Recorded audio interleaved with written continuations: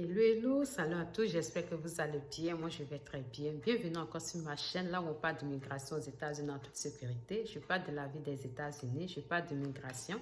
Je donne aussi mon avis qui peut être différent de pour certaines personnes, mais c'est mon avis, donc on va prendre ça comme ça.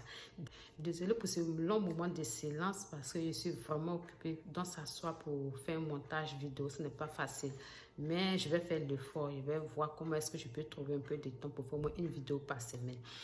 Je tenais à vous informer que le jeu de la loterie Visa a débuté. Donc, pour les personnes qui sont intéressées, vous pouvez déjà commencer à vous inscrire. Pour les personnes qui ne savent pas exactement ce que c'est et qui tombent pour la première fois sur ma chaîne, je vais vous faire un résumé de ce que c'est que la loterie Visa. La loterie Visa, c'est un jeu qui a été instauré par les États-Unis d'Amérique pour donner à des ressortissants de certains pays de pouvoir immigrer aux États-Unis. Et lorsque vous êtes sélectionné, vous arrivez aux États-Unis, ce jeu-là va vous payer. À cause de ce jeu-là, vous allez avoir la résidence permanente, c'est-à-dire vous allez avoir les papiers de 10 ans. Et dans les 10 ans, à partir de la 5e année, vous pouvez demander la nationalité. Avec même les 10 ans, sans la nationalité, mais vous pouvez faire les va-et-vient, sortir hors des États-Unis, rentrer comme vous voulez. Voilà, vous avez les mêmes avantages que les personnes même qui sont américaines. La seule différence, c'est que vous n'avez pas encore la nationalité. Aussi, sachez que lorsque vous êtes sélectionné, l'État ne vous prend pas en charge. Vous devez vous-même chercher un sponsor, quelqu'un qui vit aux États-Unis, qui va vous donner la lettre d'hébergement pour que vous puissiez venir. Si vous n'avez pas quelqu'un qui vit ici, ça sera difficile qu'on vous donne le visa. Parce que vous devez s'assurer que vous n'allez pas être une charge. Si vous ne connaissez personne aux États-Unis, demandez à vos amis si ces personnes-là connaissent des gens aux États-Unis pour qu'on puisse vous mettre en contact, vous allez expliquer vos problèmes et tout ça. C'est vrai que c'est quelque chose, parfois, on veut faire dans le secret, mais c'est à vous de voir et c'est à vous de savoir à qui est-ce que vous allez parler de cette situation-là. Le monde est devenu tellement bizarre que faut faire confiance même à quelqu'un même qui est à côté de toi, c'est difficile. Donc, vraiment, du courage et bonne chance à vous. Les papiers déjà me vous donnent le droit de travailler, de faire tout ce que vous voulez pour prendre une maison, tout.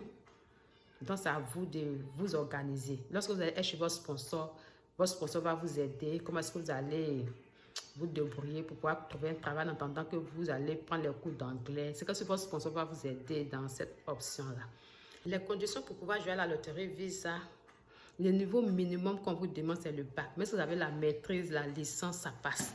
Mais le niveau minimum qu'on vous demande, c'est le bac. Ou une expérience de travail dans les 5 années passées. Si vous n'avez pas le bac, ce n'est pas la peine de jouer à la loterie Visa sous réserve du bac.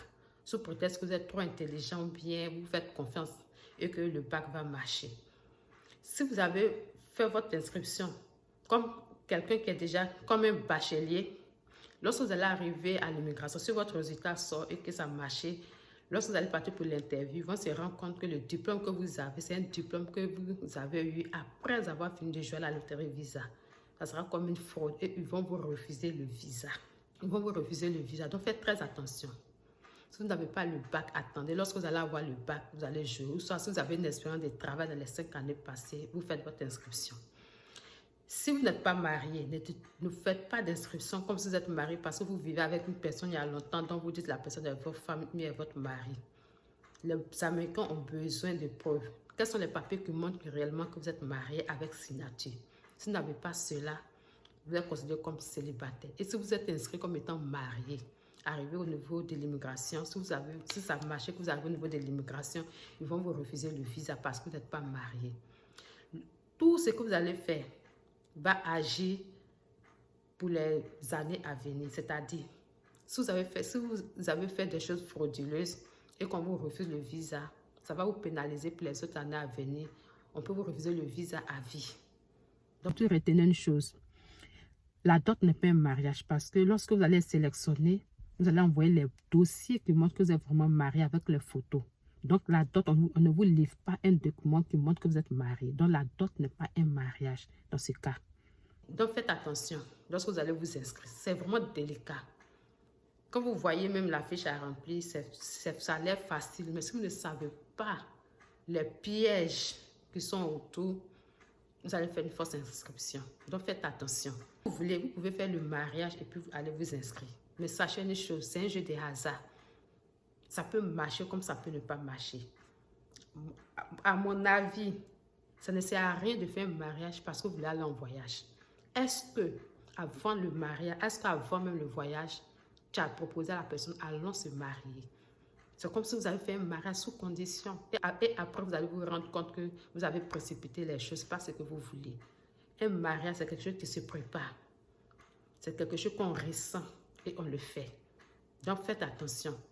Vous pouvez être avec votre conjoint pour vous inscrire, même si vous n'avez pas pu enregistrer votre conjoint. Si ça marche, vous faites le mariage, puis vous faites venir la personne. C'est deux options que je vous donne. Soit vous faites le mariage, vous partez vous inscrire, ou soit vous inscrivez comme célibataire. Et lorsque ça marche, vous faites le mariage avec votre conjoint, mais votre conjoint, et vous venez aux États-Unis.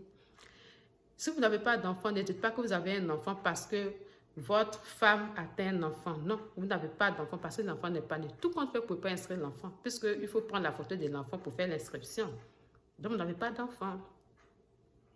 Les personnes qui sont mariées ont plus d'avantages d'être sélectionnées par rapport aux personnes qui sont célibataires. Toi, tu es célibataire, quand tu joues seul, tu n'inscris pas ton conjoint, mais ta conjointe. Elle aussi, ça veut dire que quand tu es célibataire, tu n'inscris pas ton conjoint, mais ta conjointe. Or, ceux qui sont mariés, si monsieur s'inscrit, il va inscrire madame. Ça fait déjà une chance pour les deux. Si madame s'inscrit, elle va inscrire monsieur. Ça fait déjà une autre chance pour les deux. Donc, chacun a déjà deux chances. Lorsque pour madame n'a pas marché, que pour monsieur a marché, madame profite de la réussite de monsieur. Lorsque pour monsieur n'a pas marché, que pour madame a marché, monsieur profite de la réussite de madame parce que chacun inscrit l'autre.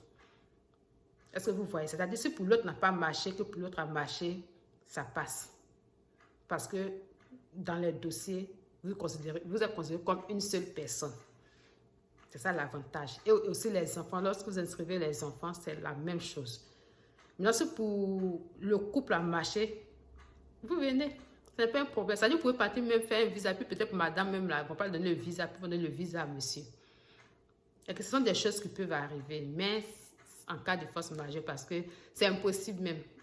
Parce que quand le monsieur va aller faire l'interview, madame va le suivre. Donc, on donne le visa à monsieur, c'est comme si on donnait le visa à tout le monde. Maintenant, en ce qui concerne les enfants, faites attention. Faites vraiment attention, parce que c'est vraiment délicat. Pas parce que vous n'êtes plus avec la mère de votre enfant que vous n'avez pas d'enfant. On ne sait jamais, vous pouvez changer d'avis. Inscrivez le nom de l'enfant. Ça ne veut pas dire que vous allez forcément faire venir l'enfant. C'est juste que vous avez inscrit le nom de l'enfant comme étant votre enfant. Vous pouvez venir aux États-Unis sans faire venir l'enfant. Donc, tous les enfants, même qui sont hors mariage et autres, là, inscrivez-les. Cela ne veut pas dire que vous allez forcément les faire venir. Tant que vous n'avez pas monté le dossier des enfants, ils ne peuvent pas venir. Aussi, si vous êtes marié et que vous avez des problèmes avec votre conjoint, ça ne veut pas dire que vous êtes célibataire. Si vous voulez vous inscrire, vous allez vous inscrire comme étant marié. Parce que vous n'avez pas divorcé. Aucun papier ne montre que vous avez divorcé. Donc, faites attention aussi à ces petits détails-là. Je vous dis bonne chance et encore du courage à ces personnes qui ont déjà essayé. Ce n'est qu'un jeu. Et je me dis que vous n'avez rien à perdre. C'est vrai, chacun a sa chance. On ne connaît pas comment chacun vit. Mais avant le jeu de la loterie Visa, vous avez une vie. Inscrivez-vous et vaquez à vos occupations. Faites attention. Ce n'est pas toutes les personnes qui sont autour de vous qui veulent votre bonheur. Lorsque vous allez dire à certaines personnes que vous avez joué à la loterie Visa, la personne va vous voir déjà comme étant aux États-Unis. Donc, ça doit faire vraiment très attention. J'ai oublié aussi un détail. Lorsque vous allez partir vous inscrire, si vous n'avez pas fait l'inscription vous-même, lorsque vous allez vous inscrire, après avoir fini de vous inscrire, ils vont vous donner un numéro pour vous dire que l'enregistrement a été bien fait et voilà le numéro. Tirez ce papier-là et gardez le numéro de confirmation. Parce que c'est avec ce numéro-là, c'est ce numéro qui vous identifie.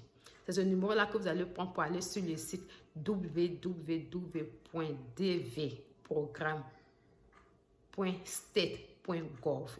C'est dans ce même site où vous allez faire l'inscription que vous allez partir pour aller voir votre résultat. Donc, vous devez garder ce papier-là jalousement. Il ne faudrait pas qu'une personne tombe sur ce papier-là. C'est tellement long, ce n'est pas évident que vous puissiez retenir. Si quelqu'un tombe sur ce numéro-là et que la personne va vérifier votre numéro à votre place, si ça marche, la personne va vous prendre votre résultat. Soit vous payez de l'argent pour que la personne vous donne votre numéro pour que vous puissiez continuer la procédure ou soit vous avez perdu. Surtout lorsque vous allez dans les cyber. Faites attention. Peu importe dans les cibles, bien les personnes qui vont jouer pour vous, demandez toujours votre confirmation number. C'est très important.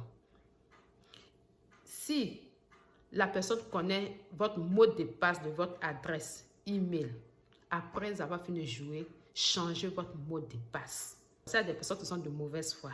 Si vous n'avez pas votre confirmation number, au moins si vous avez votre email, c'est votre email qui va vous permettre quand même de pouvoir récupérer votre confirmation number. Donc, faites vraiment très attention. Pour les personnes qui sont encore confuses, posez-moi les questions qu'il faut, je vais vous répondre. Sur ce, prenez soin de vous. Je vous dis vraiment à bientôt pour une nouvelle vidéo. Et sur ce, bye bye.